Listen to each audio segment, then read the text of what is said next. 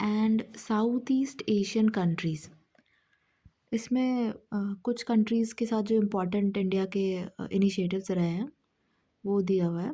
पहले मलेशिया, तो comprehensive strategic partnership. IBCA जो इंटरनेशनल बिग कैट अलायंस है, वैसे 7 बिग कैट्स हैं उधर, और शायद इसमें पूमा और जगुआर इंडिया में मिलते नहीं हैं। इसके फाउंडिंग मेंबर की तरह मलेशिया और इंडिया रहा है। SLOC, sea lines of communication, इसको सिक्योर करने में मलेशिया हेल्प कराएगा इंडिया की, because of its proximity to the crucial strait of Malacca. Oil palm diplomacy, India का जो 1/3 ऑफ ऑयल पाम इम्पोर्ट है वो मलेशिया से हो रहा है। और डायस्पोरा, जो ये हमारे लिविंग ब्रिज है, वो थर्ड लार्जेस्ट यूएस और यूएई के बाद भी मलेशिया से ही है। सेकेंड कंट्री जो मैंशनड है वो इंडोनेशिया है। Ancient cultural and commercial ties. अभी भी बाली जात्रा होता है उड़ीसा से, लाइक ये ईयरली इवेंट है। कोई फेस्टिवल, ट्रेड, ये सब लिंकेज सेलिब्रेट करने के लिए उड़ीसा से बाली जात्रा होता है। और रामायण और महाभारत साउथ एशियन कंट्रीज़ के वर्जन्स हैं इनके भी, इंडियन एपिक्स के। नाम जो नॉन अलाइन मूवमेंट था, उसके फाउंडर्स इंडोनेशिया भी रहा है इंडिया के साथ। डिफेंस एंड सिक्योरिटी में Garuda Shakti bilateral exercise. Infrastructure and connectivity में Indonesia, Malaysia, Thailand growth triangle, IMDGT। Next country is Vietnam.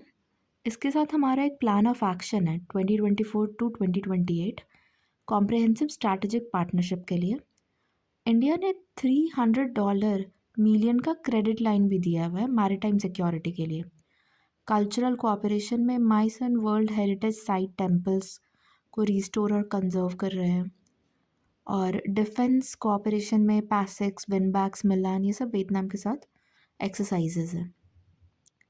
फिर सिंगापुर में स्ट्रैटेजिक और इकोनॉमिक टाइज हमारी 2015 से है, कॉम्प्रिहेंसिव स्ट्रैटेजिक पार्टनरशिप।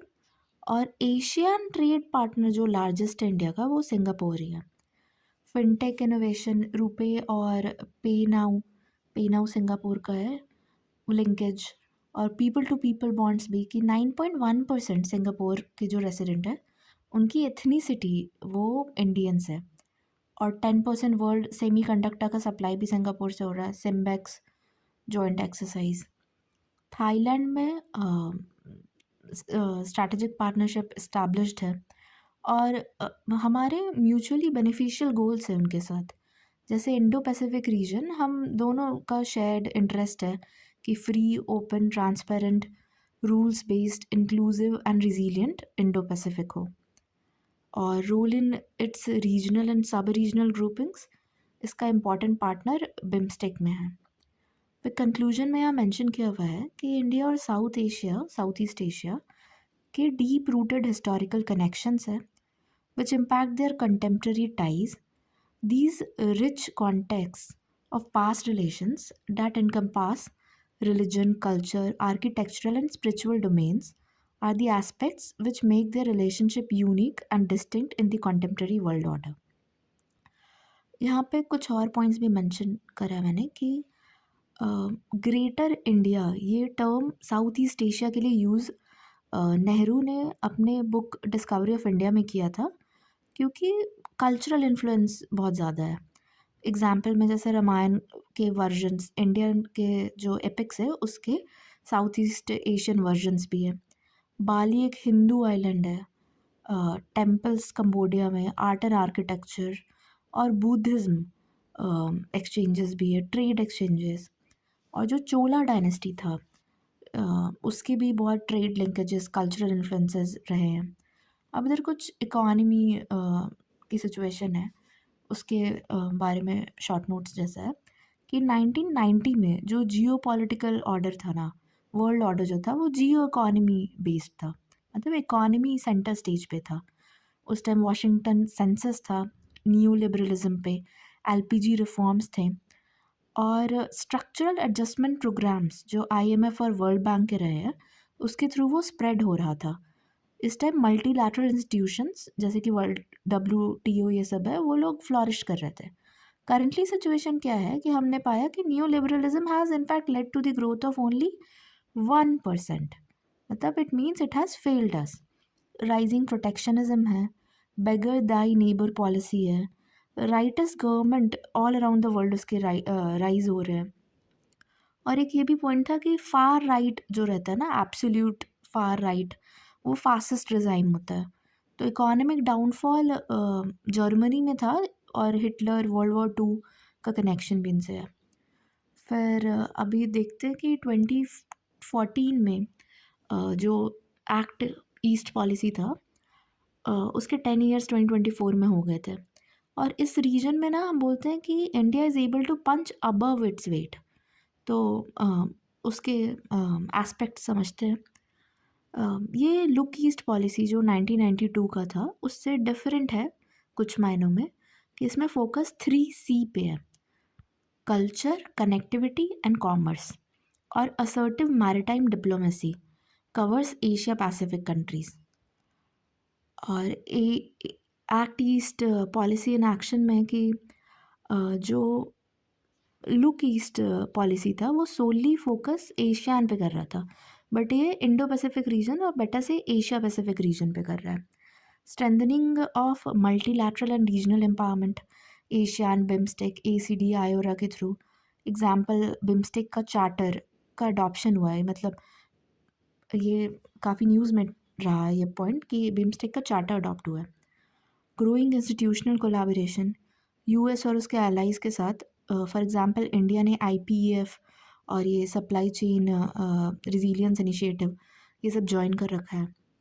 इंडिया का प्रोएक्टिव रोल डिफेंस डिप्लोमेसी और एक्सपोर्ट्स में, इसका एग्जांपल है ब्रह्मोस एक्सपोर्ट जो फिलीपींस को हमने किया था, और India Vietnam military logistics pact. एक यहाँ पे हम स्पेस डिप्लोमेसी भी बोल सकते हैं कि GSAT-9 सैटेलाइट जो है वो भी साउथ एशियन कंट्रीज़ के लिए सैटेलाइट है इंडिया की तरफ से। फिर एनर्जाइज्ड कनेक्टिविटी प्रोग्राम्स, ये टर्म अच्छा है, energised connectivity. Kaladan multi modal project, India Myanmar Thailand trilateral highway, और मेकॉन्ग इंडिया इकोनॉमिक कॉरिडोर। अब इंटरेस्ट, स्ट्रैटेजिक इंटरेस्ट देख रहे हैं कन्वर्जेंस उनका, कि स्ट्रैटेजिक पार्टनरशिप है Indonesia, Vietnam, Malaysia, Japan, south Korea, Australia के साथ। इंडिया ताइवान टाइज भी है। वन चाइना पॉलिसी के तहत हम ऑफिशियली तो नहीं बट अनऑफिशियल एंगेजमेंट उसमें ग्रोथ हो रहा है। और इंडिया का एक्ट ईस्ट पॉलिसी जो है वो जापान के free and open Indo Pacific और साउथ कोरिया के न्यू सदर्न पॉलिसी और एशियान्स आउटलुक ऑन इंडो पैसिफिक से अलाइंड है। फिर इंडिया का सॉलिडारिटी, साउथ चाइना सी में जो फिलीपाइंस वो स्कारबोरो आइलैंड और भी कुछ चाइना का 9 डैश लाइन, ये सब टाइम में इंडिया का सॉलिडारिटी रहता है फिलीपाइंस के साथ। फिर actively shaping strategic security architecture, कि चाइना के इन्फ्लुएंस को वो काउंटर कर सके, और open stable and prosperous Indo Pacific को सपोर्ट करें। की चैलेंजेस हैं कि इंफ्रास्ट्रक्चर डिलीज, इसमें कोट रहता है कि India promises but China delivers. तो कालादान मल्टी मोडल प्रोजेक्ट जो था वो इतना डिले हो गया है कि उसके कॉस्ट का 6 टाइम्स राइज वो हो गया है। फिर रेफ्यूजी इन्फ्लक्स का प्रॉब्लम, जो बॉर्डर एरियाज़ है इंडिया के वो डीस्टेबलाइज्ड चल रहे हैं। फॉर इंस्टेंस मणिपुर में जो ये कुकी मेथी वाले एथनिक कॉन्फ्लिक्ट्स हुए थे, ये सब के कारण। अनरेस्ट जो नॉर्थ ईस्ट में है। फिर चाइनाज़ मैरिटाइम प्रेजेंस, इसके वजह से इंडिया का जो एक्सेस है की रूट्स, फॉर एग्जांपल बांग्लादेश के मोंगला पोर्ट पे, उस पे भी इन्फ्लुएंस आ रहा है और नेगेटिवली इम्पैक्ट हो सकता है उसका। फिर चाइना एशियन टाइज, चाइना का ना अराउंड अभी तो बोल भी सकते हैं 2025 में 1000 बिलियन का ट्रेड होगा। ईस्ट एशिया में जो ये उनका इकोनॉमिक और पॉलिटिकल क्लाउट है, ये इंडिया के रीजनल इन्फ्लुएंस को लिमिट करता है एक तरह से। फिर दूसरा पॉइंट है ट्रेड डेफिसिट। जब एटिगा जो ये फ्री ट्रेड एग्रीमेंट ही बोल लो, इसको रिवीजन की ज़रूरत है गुड्स में जो है, क्योंकि जब ये इसके इंसेप्शन पे 2011 के अराउंड ये कहाँ तो 7.5 बिलियन था, बट अभी 45 बिलियन प्लस हो गया, अराउंड 6 टाइम्स हो गया।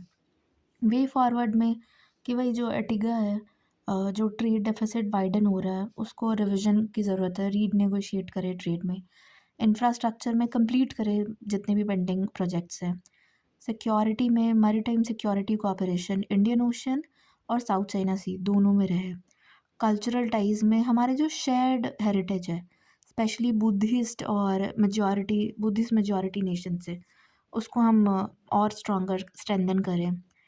फिर मल्टीलैटरल लिंक्स कि इस एरिया में इंडो पैसिफिक एरिया में और जो की प्लेयर्स है स्टेक होल्डर्स है जैसे जापान ऑस्ट्रेलिया ताइवान उनके साथ हम अपना एंगेजमेंट को डीपन करें।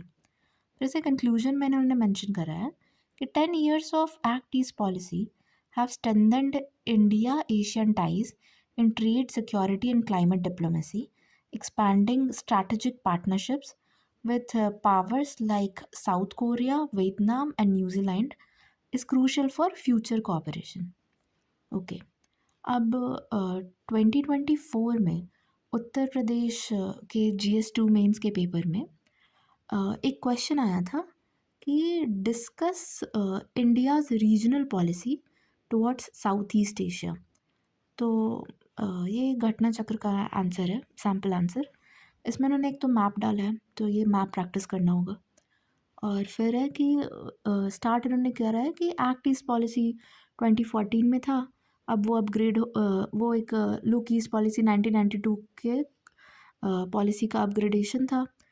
Focus strategic security, economic integration और कल्चरल कनेक्टिविटी पे है। यहाँ पे हम वो 3C डाल सकते थे, वो थोड़ा सही लगता। कल्चर कनेक्टिविटी एंड कॉमर्स और असर्टिव मैरीटाइम डिप्लोमेसी और एशिया पैसिफिक कंट्रीज़ को कवर करता है। तो 3C ये डालते तो थोड़ा कैचिंग लगता। फिर evolution of India's regional policy में इन्होंने मेंशन करा है, एक तो यही लुक ईस्ट से एक्ट ईस्ट, 2012 में इंडिया एशियन स्ट्रैटेजिक पार्टनरशिप और 2022 में India Asian comprehensive strategic partnership. फिर अब डिमेंशंस में इन्होंने अलग अलग बांट कर पॉइंट्स डाले। एक्चुअली ना ये मोस्ट प्रॉब्ली 250 वर्ड्स में ही लिखना था, इसलिए थोड़ा शॉर्ट में लिखा रहता है। Maritime and defence cooperation, AIME 2023 naval drills ADMM plus में maritime security counter terror coordination, इसमें हम और भी कंट्रीज़ के साथ जो ऊपर देखा था एग्जांपल्स वो डिफेंस के एक्सरसाइजेज ये सब डाल सकते हैं। Trade and connectivity push, IMT और कालादान प्रोजेक्ट लिंकेजेस लैंड सी को करने के लिए ये इसको पुश मिल रहा है। IPOI जो है वो एशियन के आउटलुक फॉर इंडो पैसिफिक जो है Asian outlook for Indo Pacific उससे अलाइन करता है, तो ये ब्लू इकोनॉमी कोलैबोरेशन है। और फिर स्ट्रैटेजिक पार्टनरशिप में डिफेंस लॉजिस्टिक्स और ट्रेनिंग पैक्ट्स जो वियतनाम और सिंगापुर के साथ है वो रीजनल पावर डायनेमिक्स बैलेंस कर रहा है। सिविलाइजेशनल बॉन्ड में कि जो शेयर्ड बुद्धिस्ट हिंदू हेरिटेज है वो टूरिस्ट सर्किट्स ये सब और मेकोंग गंगा कोऑपरेशन के थ्रू रिवाइव हो रहा है।